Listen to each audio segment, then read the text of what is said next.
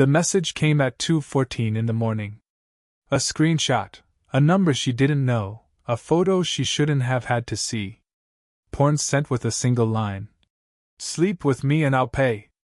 Think about it. I stared at the screen until the letters blurred. My mouth went dry. My hands shook. I felt that cold, ridiculous split inside you feel when someone you care about is being torn apart, and you can't punch the monster. He'd been showing up outside her building. Calling from different numbers. Texting, begging, threatening, degrading her. He had a name in the local party. An address in the city she trusted. A shield he thought would protect him. I wanted to go after him physically. I wanted to punch that smug face into silence.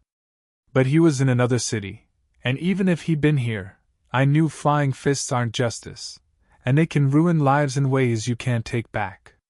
So I did the only thing that would actually work. I became smarter than him. Beat. Voice lowers. This is how we dismantle the bully with evidence, law, exposure, and the one thing he never expected, consequence. If you hate seeing people preyed on, if you believe power shouldn't equal immunity, hit like, subscribe, and stick around.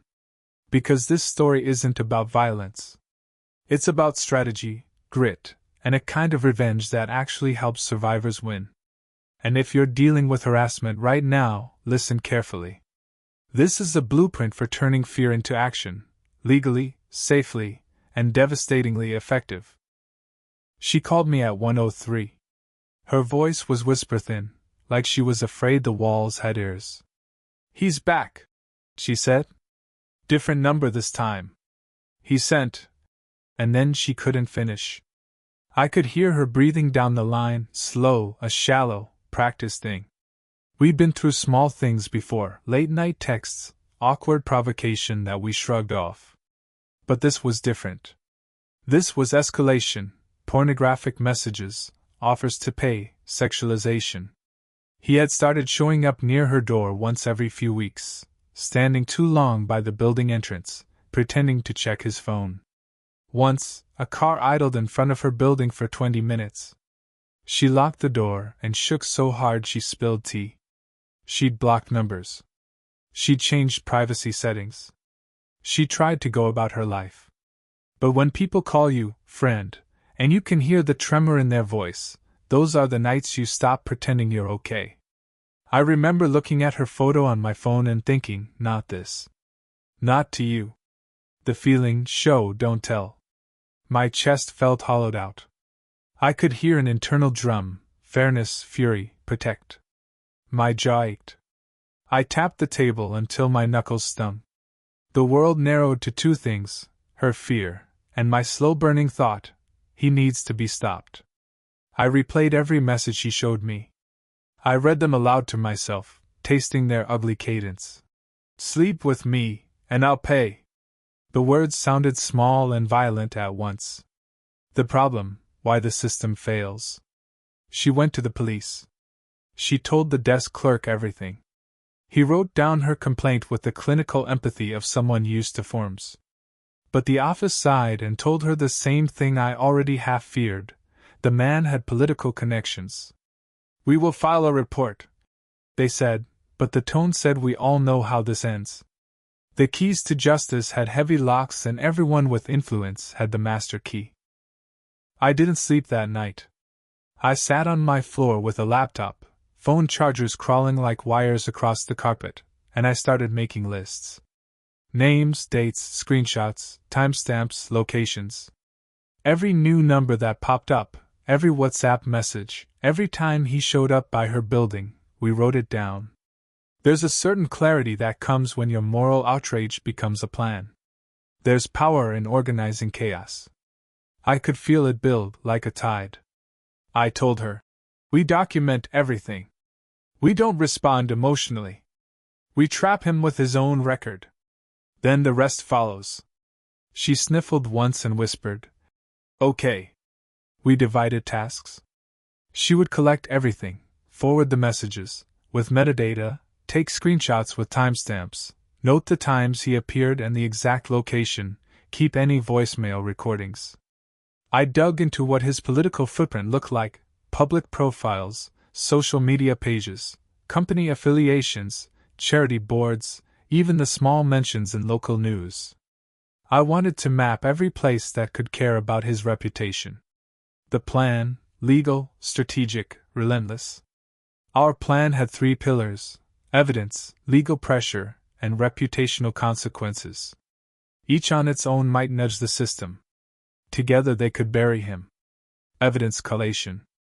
I taught her how to capture metadata, not just screenshots, but forwarding messages in ways that preserve headers and timestamps, saving original files, recording incoming calls, and logging last known locations when possible. She kept a physical notebook with times and brief descriptions. We stored backups in 2 secure cloud accounts and a USB drive at a friend's apartment. Redundancy was safety. Legal leverage: safe, documented. We consulted with a lawyer friend of mine who specialized in harassment cases. He reviewed the evidence and wrote an initial demand letter template and a plan for filing a civil harassment application and restraining order, with clear steps to follow if the police didn't act. We would push through channels that required official response. We prepared an anonymized timeline that could be given to journalists or to advocacy groups without initially exposing her identity. The idea was, make this bigger than the usual he said/she said so the pattern is undeniable. Reputational pressure, public, but controlled. We reached out to a local women's advocacy center and shared the timeline. They were alarmed and offered to help with resource connections and to escalate the complaint through networks the cops might not ignore. Most importantly, we identified stakeholders who did care about his reputation: his political party branch, local charities with his name attached, and a journalist at the local paper who had covered local politics tightly. These were nodes where a reputation could be unmade. This isn't revenge in a dark, vindictive sense. This is leveraging the same prize he thought would protect him: his public life. Execution: setting the net. We moved with care. First, the lawyer sent a formal cease and desist/harassment letter to the known addresses and emails. It included redacted screenshots and a demand: stop contact, or the full evidence would be shared with the district attorney and the party leadership. The first letter did nothing. He ignored it, but it unrolled the next steps we had queued. We filed an official harassment report with the prosecutor's office, attaching our metadata. We asked for an affidavit of the log of appearances near her building, and we requested an audit of his recent communications where possible. An official file number existed now. That matters more than people realize. A paper trail wakes certain machines. Then we turned to reputation. We made a carefully worded, anonymized tip to the local journalist. Not a smear. A timeline with facts and an offer to share documents if they wish to run an investigative piece. Journalists who cover politics eat patterns like this for breakfast. Simultaneously, we sent a formal complaint to the political party branch where he had influence, not as a bully but as a citizen exercise. This man's behavior is unbecoming of a representative of our community. We pasted the same timeline. Political organizations, even small ones, hate scandals they can't control. We also connected the woman with the advocacy group. They offered to put her in touch with a local shelter lawyer who could help her get an emergency restraining order if any threat appeared in her city again. We were careful always to keep her safe and anonymous in the public outreach until she wanted to go forward. This thing, when strategy becomes payoff. It took time. A week felt like a month. More messages came, vulgar, desperate, arrogant. But we kept recording, forwarding, saving, cataloging. One morning, the journalist called back. He had read the timeline and wanted to know if we'd be willing to press charges publicly if an investigation turned anything up. We said yes. The paper ran a small, careful piece. Local politician under investigation after harassment allegations surface. Complaint filed. Sources anonymous. It didn't name him, not yet, but it told the story and indicated that more evidence existed. Within 48 hours of that piece, his phone started ringing. Party officials called. Fundraisers canceled meetings. An email landed in his inbox that said gently, "We need to talk about this matter in private." Those two words, the call to damage control, are a slow-acting toxin to men like him. They prefer the roar of entitlement, not the cold, small cough of whispers. He tried to bury it.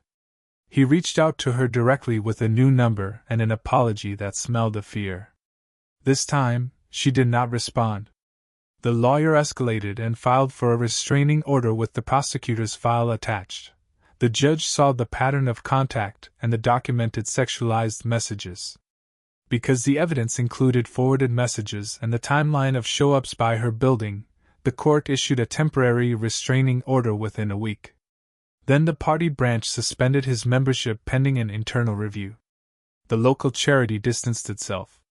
His sponsor removed his name from an event. The things he'd used as shields, influence, position, the assumption he could behave without consequence, began to melt. Climactic payoff, the moment of public accountability. The satisfying moment wasn't spectacle. It was a small, quiet hearing where he was told, under oath, to stop contacting her.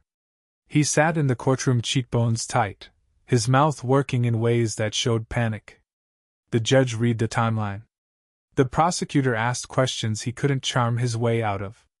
After the hearing, a town news aggregator, emboldened by the court filing, published a more detailed article, quoting the official filing and calling for public comment. This time, his name was printed. Faces associated with his projects called him for explanations.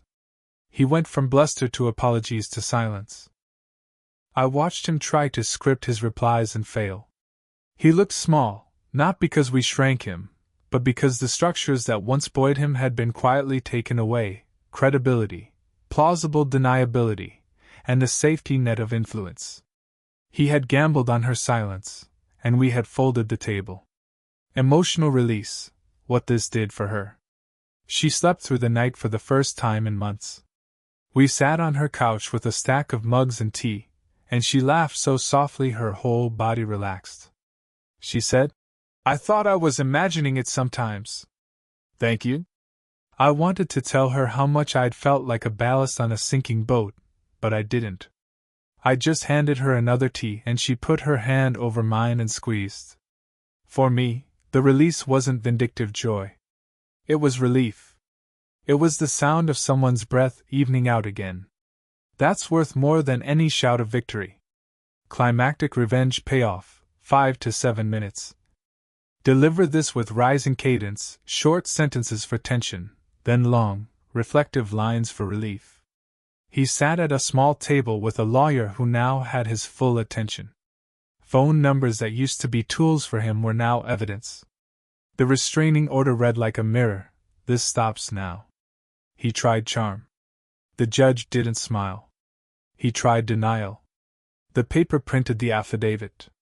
He tried influence. Those doors closed one by one. There was no theatrical unmasking. No viral video with an angry mob. Instead, there was something quieter: accountability. Reputation stripped, offers rescinded, public trust pulled back like a curtain. He had to look at the consequences of his pattern and face them. She watched him shrink in a room that had once felt threatening. And when the judge said, "The court grants the temporary restraining order," she let out air she hadn't known she was holding. That exhale felt like justice, true, procedural, and final enough to let her start breathing again. This story isn't about clever traps or public shaming for sport. It's about turning fear into action. It's about using rules and record-keeping and public accountability to strip away privilege. It's about refusing to let a predator assume immunity, and doing the meticulous, boring work that makes a man answer for what he did. If there's a takeaway, it's this: document. Get legal help. Talk to advocates. Use every safe, lawful lever you can find. Monsters often depend on silence. Disruption doesn't always have to be dramatic. Sometimes it's administrative, slow, and devastating. And for anyone who thinks power is a shield, remember that it's only as invulnerable as the people who let it be. If this story hit home, do two things for me: like the video and subscribe. Then tell me in the comments, have you or someone you know dealt with someone like this? What worked? What failed? We need to share tools and playbooks so victims don't feel alone. If you're dealing with harassment right now, stop. First, get to safety. Then document everything. Reach out to local advocacy groups and a lawyer. You don't have to do this alone.